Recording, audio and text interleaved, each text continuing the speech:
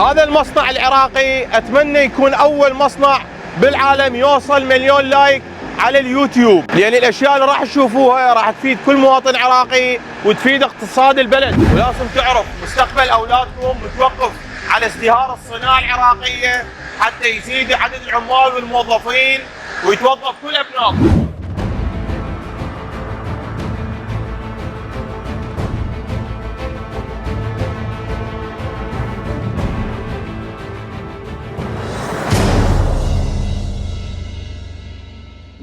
سؤال: ليش معمل الاكياس البلاستيكيه يعتبر مهم لجميع المواطنين العراقيين؟ معمل الاكياس البلاستيكيه من المعامل المهمه لانه مرتبط بالمواطن مباشره من ناحيه التجهيز، لانه يستخدم لتعبئه الطحين والنخاله وبذور الانتاج الزراعيه وكذلك الاسمده الكيميائيه، فهذا الاشياء مرتبطه مباشره بالمواطن بحياه المواطن، يعني اكياس. وهذا فد شيء يعني المعمل هو جديد 2018 تاسس، بدا يرفد السوق العراقيه المحليه بالاكياس البلاستيكيه المنسوجه، ويعتبر دعم للاقتصاد الوطني، لانه الاكياس المستورده اكيد يعني تكون اسعارها اعلى من الاسعار المحليه، خصوصا اذا صار عندنا حمايه للمنتج الوطني. معملنا هذا الطاقه التصميميه مالته 24 مليون كيس سنويا، نرفد السوق العراقيه، وعندنا عقود ويا وزاره الزراعه، وعندنا عقود ويا الشركه العراقيه لانتاج البذور. وحتى تصير نقله نوعيه بالمصانع العراقيه لازم ندعم جهودنا وتعبنا وكل مصانعنا باللايك والمشاركة، واحنا كعراقيين نفتخر بالصناعة العراقية. ان شاء الله في الطريق عندنا مكان اعادة تدوير راح تجينا من ضمن عقد المشاركة، احنا عندنا عقد مشاركة ويا شركة DHM الاماراتية، فهذا من ضمن بنود عقد المشاركة انه تجهيزنا بمكان تدوير ريسايكل، اعادة تدوير العوادم يصب بمصلحة الاقتصاد الوطني افضل مما تتلف العوادم. المصنع بالعراق يعني والله احنا حاليا كمصانع وطنيه يعني حكوميه، احنا عندنا الشركه العامه شركتنا العامه الشركه العامه لصناعات النسيج والجلود، بها معملين للبلاستيك، اكياس البلاستيكيه، معمل بغداد ومعمل عندنا موجود بالسده وبالحله، يعني الاثنيناتين يعتبرن واحد، مصنع واحد.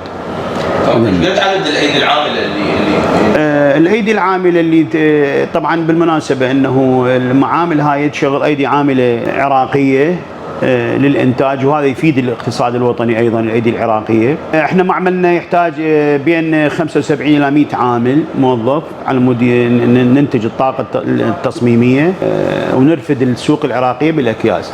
بالنسبه للاكياس البلاستيكيه، الاكياس البلاستيكيه بها مواصفات فنيه، اكو مواصفات قياسيه واكو مواصفات الفنيه. المواصفات الفنيه هي المواصفات اللي يطلبها الزبون، احنا بالنسبه لنا حسب حاجه الزبون، وزن الكيس، ابعاد الكيس، الطبعه اللي على الكيس اللي احنا نسوي بها كليشه جديده بالسوق ونطبعها، فهاي كل المواصفات الزبون يطلبها من عندنا، احنا نجي هنا ننفذها. يعني بمعنى اخر انه احنا نقدر نتلاعب بالكيس في اي طريقه يريدها الزبون حسب المواصفات اللي يرغب لها الزبون، وزن الكيس، طول الكيس، ابعاد الخيوط، لون الكيس، الكليشه اللي موجوده على الكيس، او اقصد احنا الفريم مالتهم، مثلا كل شركه لها فد فريم خاص نحوله على الطابعه ويطلع لها، واكو شركات يعني ما ينباع مالته فنكتب عليه غير مخصص للبيع، يمنع التداول به بالاسواق المحليه كبيع وشراء.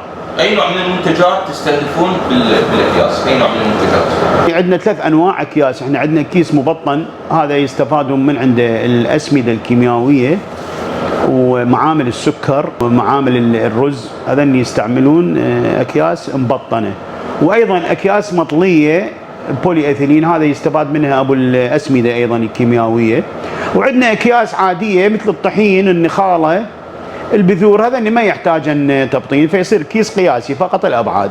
هاي الاكياس اللي احنا يعني ننتجها، واحنا بالنسبه لنا معملنا ينتج يعني من بدايه العمل، يعني من الحبيبات الى تنصهر الى خيط الى نسيج الى قص الى طباعه، ومن الطباعه الى قص وخياطه، واللامينيشن حسب حاجه الزبون، يريدها مطليه نطليها، يريدها مبطنه نشغلها ذيك الماكينه الاخرى مال الطلاء. كم ساعة يعني باليوم تشتغلون؟ والله احنا حسب العقد، يعني حاليا احنا عندنا عقد ويا الشركه العراقيه انتاج البذور، يعني المعمل ما يطفى 24 ساعة يشتغل، عندنا 3 وجبات عمل ومشتغل 24 ساعة على مود نسدد العقد، ننفذ العقد، بنود العقد والتسديد بالتوقيتات المحددة. جودة المنتج، جودة المنتج توقع عن المنتج الأجنبي؟ والله يعني أولا احنا سوية الشركة العراقية، يعني هم الناس أثبتوا بالكلام وبالمواصفات انه مواصفات العراقية مواصفات جيدة جدا، يعني نعمل بالمواصفات القياسية جيدة جدا. ثانيا المنتج المستورد يجي الكفاءة مالته قليلة، يعني احنا عندنا احد التجارب لاحد الاكياس عبيناه هو رسميا 50 كيلو، احنا عبيناه 75 كيلو ورميناه من مسافة 3 متر والحمد لله والشكر يعني ما انشق لا من الخيط لا من النسيج. تنصح انت جميع الشركات الاهليه انه تعاقد؟